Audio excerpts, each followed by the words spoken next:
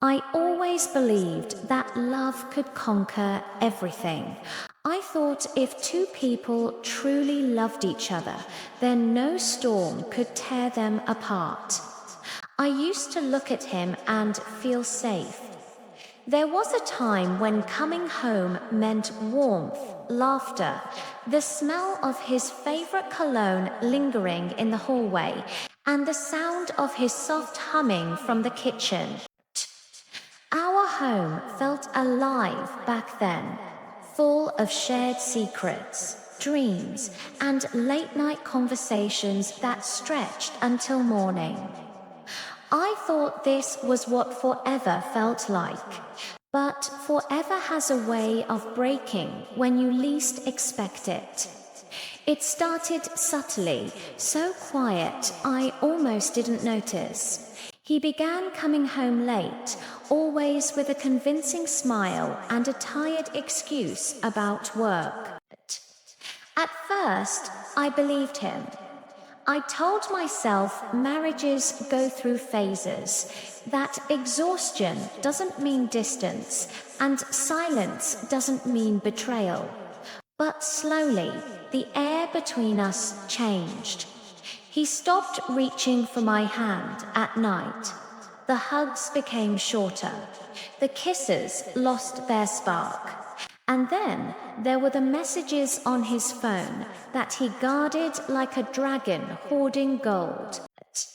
He would place the phone face down, his body stiff whenever a notification buzzed. I told myself not to look. I told myself trust was everything. But trust doesn't erase instinct. Instinct whispers even when your heart begs for denial. The night everything changed was cold and quiet. He was supposed to be home at 7. He called and said work had piled up, that he'd be late. I believed him again. I set the table for 2, lit the candles, and waited. But as the hours passed, the warmth of the room turned into a suffocating silence. When he finally walked in after midnight, there was a faint scent clinging to him. A perfume I didn't own. It wasn't overwhelming, just enough to slice through the lies he carried. He kissed my forehead, said he was exhausted, and disappeared into the shower. I stood in the hallway, frozen, a sickening chill crawling up my spine. I wanted to confront him, scream, ask where he had been, but the words wouldn't come. Instead, I cleaned the table, blew out the candles, and whispered to myself that I was imagining things. But I wasn't. Days turned into weeks. His phone became his shield. He started smiling at his screen in ways he hadn't smiled at me in months. He began wearing cologne again, dressing sharper, humming in the mornings like he used to when we first fell in love. But those small changes were not for me anymore. They were for someone else. I felt the distance between us growing like a quiet storm I couldn't control. One night, when he fell asleep, his phone lit up. My heart raced in my chest. A war between wanting to know and wanting to stay blind. But my hands moved on their own. The messages were their soft words, stolen moments, promises that were never meant for me. She said she missed him.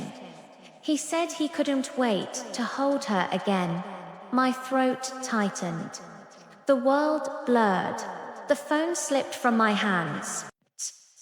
I stared at the ceiling in silence, realizing the man I loved wasn't mine anymore. I didn't confront him the next morning. I made breakfast. I smiled. I pretended nothing was wrong, because sometimes silence isn't a weakness. it's a strategy. I began to watch him carefully. The way he smiled when her messages arrived. The way he avoided my eyes when I asked simple questions. The way he said I love you like it was just another habit. I started to learn the language of his lies, and each day it carved deeper into my chest. I followed him one night. I told him I had plans with a friend, but instead, I sat in my car and trailed behind him. He didn't go to work. He didn't meet a colleague. He went to a hotel. A hotel I had never been to. I sat in the parking lot, gripping the steering wheel so tightly my knuckles turned white. And then I saw her. She walked up to him with a smile that used to be mine.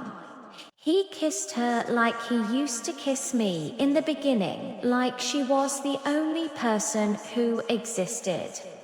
My chest burned, my stomach twisted, and for a moment, I couldn't breathe. The truth wasn't a punch. It was a slow, deep knife twisting into my heart. I drove home that night with my hands shaking on the steering wheel. I didn't cry, not yet. The tears came later, in the dark, alone, where no one could hear the sound of me breaking. The next day, he acted as if nothing had happened. He asked if I wanted pancakes, kissed my cheek, laughed at something on his phone. And that was when I knew he wasn't guilty. He was comfortable in his betrayal. He believed I would never find out, or worse, that even if I did, I wouldn't do anything about it. That realization didn't just hurt, it awakened something in me. Something quiet, something dangerous. For weeks, I pretended. I collected pieces, screenshots of messages, photos of him with her, hotel receipts, call logs. I built a file that told the story of his betrayal better than any words ever could. All the while, I played the perfect wife. I cooked, smiled, laughed at the right moments, kissed him goodnight, and he believed it. Cheaters always do. They mistake silence for ignorance. But my silence was a storm gathering strength. I stopped asking where he was going, stopped waiting for him, stopped trying to hold something already broken. I watched him dig his own grave with every lie that passed his lips. And the deeper he dug, the calmer I became. Because this time, I wasn't the weak one. One night, when he walked in late again, I sat at the kitchen table, staring at him. He noticed something was different. I wasn't smiling. I wasn't pretending. He asked, "What's wrong?" And I looked at him, the man who once promised me forever, and said softly, "I know everything." His face was drained of color, his lips parted, searching for a lie strong enough to hold on to, but there was nothing left to grab. I slid the file across the table. His own words stared back at him, cold and undeniable. He stammered, "It's not what it looks like." I laughed, bitter and sharp. "It's exactly what it looks like." He tried to speak, to explain, to twist the story into something softer. Cheaters always do when their world starts to crack. He begged for forgiveness, for understanding, for another chance. He said he loved me. But love isn't supposed to feel like standing in a house full of smoke, unable to breathe. I watched him fall apart, his hands trembling, his voice cracking, and for the first time in a long time, I felt nothing. No pain, no pity, just silence. That silence scared him more than my anger ever could, because he knew he had already lost me. But this story wasn't going to end with me crying while he walked away clean. No, he had chosen his betrayal. Now he would live with its weight. While he was busy lying to me, I had gathered everything. I sent the proof to his boss, to her husband, to the people who once believed we were the perfect couple. The next morning, his phone wouldn't stop ringing. His affair wasn't a secret anymore. It was a spotlight he couldn't run from. His perfect image crumbled. The woman he betrayed me with, she disappeared the moment things got messy. That's the thing about affairs built on lies. They collapse the moment the truth sees the light. I watched him unravel piece by piece. His reputation shattered. His job is hanging by a thread. The perfect little world he built on deception burned to ashes. And I didn't lift a finger to save him. I didn't scream. I didn't cry. I simply packed my bags. The house that once felt like home now felt like a cage, every wall holding echoes of his lies. He stood at the doorway, begging me not to leave. He said we could fix it, that he would change it. But the thing about broken glass is, no matter how carefully you piece it together, the cracks never disappear.